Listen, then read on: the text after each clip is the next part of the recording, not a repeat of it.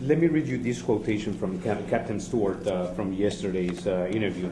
Said, if one of our officers is in a situation where they determine that there has been a violation of the law, or they feel that they have a reasonable suspicion to believe that there is a violation of that particular law, then they will notify a supervisor who will contact an ICE officer and will have that individual agency, and they will take any enforcement action. We won't take enforcement action in that case.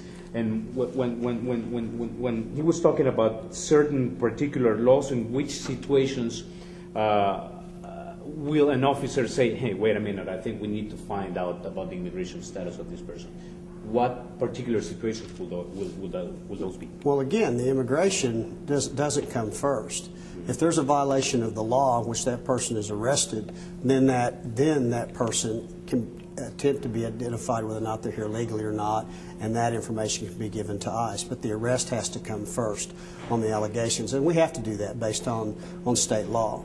I mean, Bill 1804 requires that. So again, it goes back to making an arrest, not a traffic arrest, not a traffic stop, because that's basically a citation. It's an out-of-custody kind of an arrest where a ticket is written. So that doesn't apply. The traffic stop doesn't apply. But on other criminal arrests, you know, we are required to report that individual if there's some information there that may lend itself to believe that person is not here legally. So let's say a possible scenario, a police, like a motorized officer, stop a van in which there is at least 12 people, and those people clearly are not high school students or, you know, elementary school students, and clearly not church-going people. Will that will be something that will arise suspicious and then call ICE just to make sure that this is not a coyote, you know, smuggling people? Right. If there's information that an officer has, if he's out there under those circumstances and he feels like there's enough information or probable cause to believe that there may be some human trafficking going on, whether it's Hispanics or Asian individuals. We have that involving in prostitution and things like that. If it's a smuggling issue and there's evidence to believe that, that's officers would be required to contact either the FBI, the immigrations, those individuals to try to determine whether or not, you know, that's actually happened or not. We wouldn't expect them to ignore a violation like that if they have evidence that there may be some smuggling. Now, let me quote you another part of the interview of Captain Stewart. He said, if they feel like they are incriminating themselves criminally, they can follow upon their constitutional rights to not self-incriminate, but that wouldn't involve not responding to produce a driver's license or proof of insurance. Now, if a person is being asked after a traffic violation like speeding or something like that, you know, and it doesn't have the driver's license, because a lot of the people, you know, this is a very complex problem, you know, it goes beyond the realm of the local enforcement, but this person is being asked by the police officer, what's your immigration status, or are you here legally? Is that person obliged to respond to that question? Under a traffic stop, no, because it's not really relevant to the traffic citation. Now, officers have to try to figure out or ascertain whether or not they have some type of ID, because there's some forms of ID, if you're from another country, temporarily, if you're here, would serve and allow you to drive a car. And so an officer is trying to determine whether or not, in many cases, whether or not they should even write a citation. So, because there are forms of ID that are not, that they have from another country. They have a driver's license from the country, they're here visiting, they're here on a work visa, they're doing something else where that would serve as a driver's license, and they wouldn't write them a citation. So officers are going to try to figure out whether or not a person has proper identification, regardless of whether they're in this country or out of this country. But asking them if they're here legally or not is not part of that process. Okay.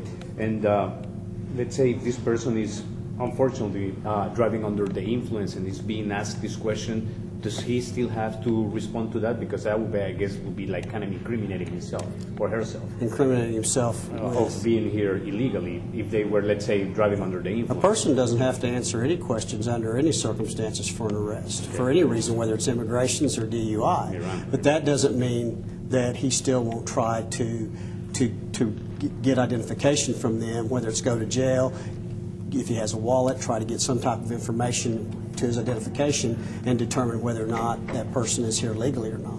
But that applies to not just the Hispanic population, but it applies to everyone. Okay. I have one quotation from you back from, I think it was January 1, 2009, during the Keith Leftwich Awards. And you said something, quote, we have worked so hard to earn the trust from the Hispanic community, and when 1804B was approved, one of the biggest fears was that we will be enforcing the laws of immigration, and that was a tough battle to convince the community that we were not going to do that. That is not part of 1804 bill. Do you stand by this quotation? Yes, I mean, I've already stated that. I mean, one of the problems with the legislation originally was I think the public had the idea that once the bill was passed that local law enforcement would be enforcing immigration laws. But that law does not make us immigration officers or give us the authority to go out and solely enforce immigration laws. So it's still true today. What will your message be to the Hispanic community? My message to the Hispanic community has been consistent and the same, is that we've worked very hard to build that relationship. We put policies in place to specifically give our officers direction that we're not out there to enforce immigration laws. We want the public, Hispanic community, the Asian community, any minority to call us and not be afraid that we're going to come into your house and one of the first things we're going to do is ask you if you're here legally or not. Because we want to investigate the crime. Whether you're here legally or not is irrelevant if a crime is committed. If you've been assaulted, if you've been robbed, we don't want you to be afraid just because somebody within your home or one of your family members may be here illegally. You're afraid to call us because we'll walk in and ask everybody if they're here legally and check that out. We don't want that to happen. So we've put those policies in place. Now we still have a requirement to enforce state law. So we do have to enforce those elements, but it does not make us immigration officers, and we do not take our calls and answer calls and investigate crimes and investigate whether or not you're here legally or not. That's not part of the investigation. Okay.